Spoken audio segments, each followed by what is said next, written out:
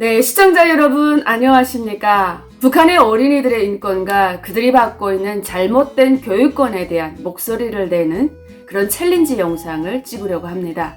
우리의 작은 목소리와 작은 행동이 전 세계 많은 사람들과 대한민국 국민들이 북한 아동들의 인권에 관심을 가지고 또 북한 주민들의 인권이 훨씬 더 개선되기를 바라는 마음에서 이 챌린지에 참여하게 되었습니다. 네, 종이비행기 정윤아 씨가 저에게 보내준 종이비행기를 제가 받았습니다. 여기에 키워드가 적혀 있습니다. 바로 북한의 지역별 사교육인데요. 이번 시간에 북한의 사교육에 대한 이야기를 제 경험에 비춰서 이야기해 보려고 합니다. 제가 여기 와서 이렇게 동네 학원, 음악학원, 피아노학원, 미술학원 되게 학원이 많잖아요. 대한민국이 이렇게 빡세게 아이들을 또 공부시켜서 사회로 내보내기 때문에 이렇게 멋진 사회가 될 수 있었던 원동력이 바로 교육이 아닐까. 저는 그렇게 답을 내렸습니다. 되게 유명한 명제가 있는데 제가 이 말을 굉장히 좋아합니다.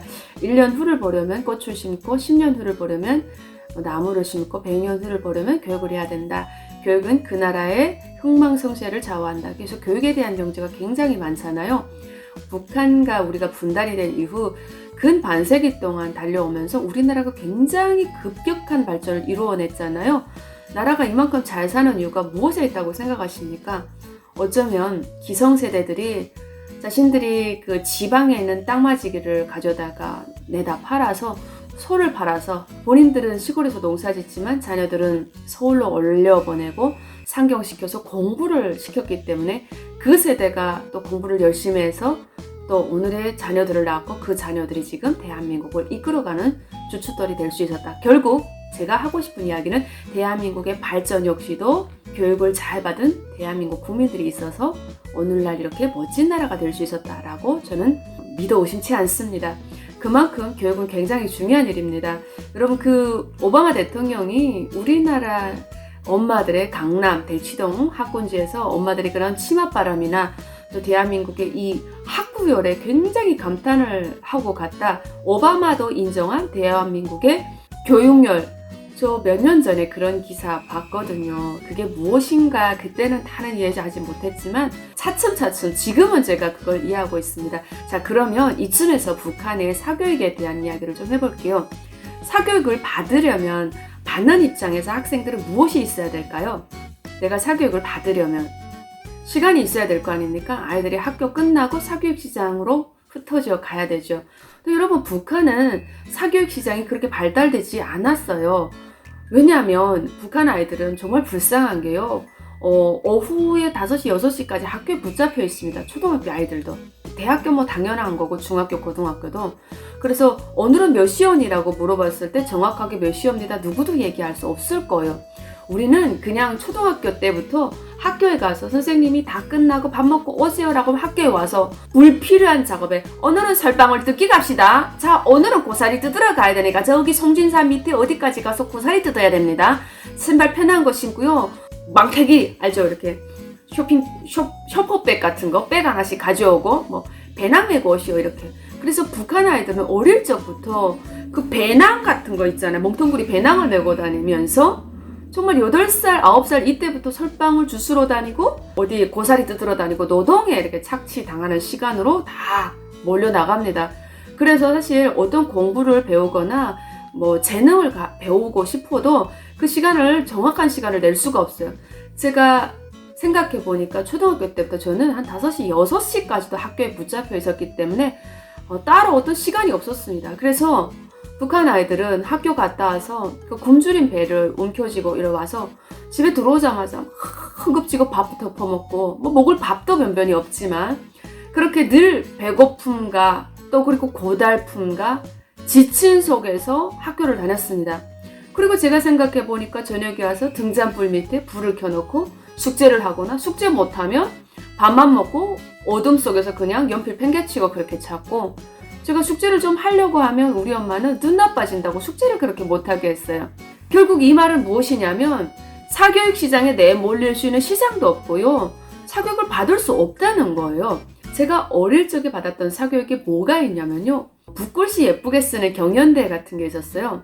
그런데 그 붓글씨 쓰는 경연대회에 참가하기 위해서 선생님이 조직하는 자그마한 그룹처럼 선생님 집에서 글씨를 배워야 되잖아요. 그럴 경우에 어떤 일이 발생하냐? 우리 선생님이, 초등학교 선생님이 학교 다 끝나고 몇 명 아이들 있잖아요. 한 5명 정도를 집으로 부르세요. 그래서 그 집에 가서 붓글씨, 펜글씨, 제가 글씨가 좀 예쁩니다. 이렇게 막 써서 한두 시간 동안 연습하고 집으로 돌아가요. 한두 달 정도 그런 연습하죠. 그럴 경우 우리 어머니가 미안해서 우리 선생님에게 쌀을 줍니다. 왜냐하면 선생님들은 그 북한이라는 당국에서 주는 쌀이나 이런 게 부족하잖아요. 그래서 그 쌀을 받아서 선생님 또 부수적인 수입을 얻는 거예요. 결국 그런 붓글씨를 공부하고 서예를 공부하고 싶어도 부모님이 쌀을 가져다 줄 수 없으면 그것도 배움이 안 되는 거예요. 그런 아이들도 굉장히 많았어요. 또 이런 사교육 시장이 왜 또 발달이 안 됐냐면, 그러려면 북한의 모든 아이들이 먹고 살만한 아이들만 그 사교육 시장을 이용할 수 있는 겁니다. 예를 들어 악기를 잘 쳐요. 제가 아코디언을 어디 가서 배우려고 했더니 저를 잘 가르쳐 줄 수 있는 선생님은 청진이나 이런 데 도에 유명한 선생님이신데 방학 기간에 나가야 되잖아. 근데 나가려면 그 선생님 먹을 수 있는 식량, 또 그 집 가족이 먹을 수 있는 식량 한 달치를 준비해서 가져다 줘야 이렇게 재능을 배울 수 있는데, 저희 어머니는 또 그렇게 뭐 열성적이지도 않았고 저희 집은 또 그런 걸 뒷받침해 줄 수 있을 만큼 또 풍요롭지는 않았던 것 같아요. 그래서 어머님이 거기를 보내주지 않아서 굉장히 부러웠지만 저는 배울 수가 없었습니다. 자, 우리 학급이 30명 정도가 중학교, 고등학교에 있었는데 그 아이들이 어떤 사교육을 배웠다? 단 1명, 2명도 없었어요. 왜냐면 저희 집이 제일 잘 살았으니까, 북한에서는. 그냥 강냉이 밥만 적당히 먹은 거예요. 그런 자동차도 없고 소달구지도 없고 하여튼 밥만 잘 먹으면 북한은 잘 살았다는 기준이잖아요. 근데 여러분, 제가 무엇을 이야기하고 싶냐면 북한의 사교육 시장이 정말 없습니다. 왜냐? 북한의 모든 기업은 누구 기업인가요? 김정은 거예요. 여러분, 북한은 개인의 사적인 소유를 허용하지 않아요. 사실 북한의 모든 기업이 전 이민족 소유라고 하는데 그게 인민의 소유입니까? 북한은 그게 말장난이란 말이죠. 인민의 소유가 아니라 솔직한 말로 정은이 거란 말이죠. 나라 거라고 하지만 나라 게 아니라 김정은이 거예요. 그래서 여러분, 북한에서는 개인이 기업을 만들고 학원을 운영할 수 있는 권리가 없다라고 보시면 됩니다. 그러다 보니 개인이 학업을 만들고 운영하지 않기 때문에 북한 아이들이 사교육을 받으면서 학원에 갈 수 있는, 영어를 배울 수 있는, 뭐 이런 거를 할 수 있는 권리가 거의 좀 많이 없다. 간혹 요즘은 사교육이 발달돼서 한다고 하지만 저는 이건 어디까지나 극소수라고 봅니다. 한 학급에 30명이 있으면 한 2명, 3명 정도만 좀 그렇게 하고 대부분은 그런 사교육을 받을 수 있는 권리, 받을 수 있는 기회조차 그렇게 많지가 않습니다. 이게 극소수인 거죠. 그래서 학교를 갈 수 있는 이런 교육권마저도 박탈당한 아이들이 많잖아요. 그래서 사교육 시장은 더더구나 북한 같은 나라에서는 불가능하다는 게 훨씬 더 맞을 것 같습니다. 저는 이렇게 주장합니다. 만약 예를 들어 보세요. 제가 집에서 아코디언 교습을 해요. 그래서 몰래 아이들을 데려다가 너 나한테서 악기를 배울 거야? 너도 배울 거야? 해서 10명을 가져다가 제가 아코디언을 배워줘요. 그렇게 하고 그 아이들부터 돈을 받습니다. 그래서 제가 생계를 보장받아요. 이게 북한 기준에서 합법일까요? 불법일까요? 불법일까요? 합법일까요, 여러분? 네, 여러분, 이게 불법입니다. 그래서 북한은 엄연하게 그 선생님을 단속합니다. 그래서 만약에 그런 교습을 했다라는 건 뭐냐면 나를 단속하는 보안원과 제가 짜고 치고 보안원에게 적당한 뇌물을 주고 서로 상부상조하는 관계라는 겁니다.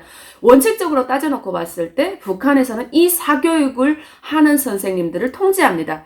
결국 북한의 사교육 시장은 폭발적으로 성장할 수 없고 대놓고 하라고 하는 업이 아니라는 것을 알 수 있습니다.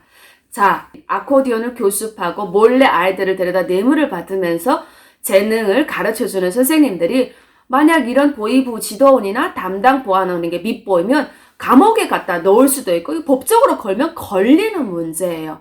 자, 이렇게 놓고 봤을 때 그 땅에서 살고 있는 많은 북한의 아이들이 사교육을 받을 수 있는 권리가 있다고 이야기할 수 있을까요? 아니요. No. 절대 불가능하다는 결론에 도달하게 됩니다. 한창 공부해야 될 아이들이, 한창 무언가를 배울 수 있어야 될 아이들이 노동시장에서 온 하루 종일 저녁 6시까지 학교에 붙잡혀 있으면서 고사리 캐러 나가고 나무하러 가고 노동에 시달리면서 논밭 김매기 하면서도 땡전 한 푼 받지 못하는 것이 북한 아이들입니다. 지금 현재 북한 당국이 한창 공부해야 될 북한 아이들에게 범하고 있는 행태입니다. 저는 오늘 이렇게 저희 경험을 이야기해 보았는데요. 그 이외에 또 다양한 사례들도 분명 있을 겁니다. 앞으로 이런 사실들이 국제사회와 또 대한민국 사회, 전 세계 모두 많이 알려지기를 원하는 마음에서 이 챌린지에 도전하게 되었습니다. 북한이 진정으로 변화할 수 있는 날은 과연 언제일까요? 다음으로 제가 지목할 사람은 바로 안혜경 씨입니다. 자, 안혜경 씨에게 또 이 종이 비행기를 날리겠습니다. 받아주세요.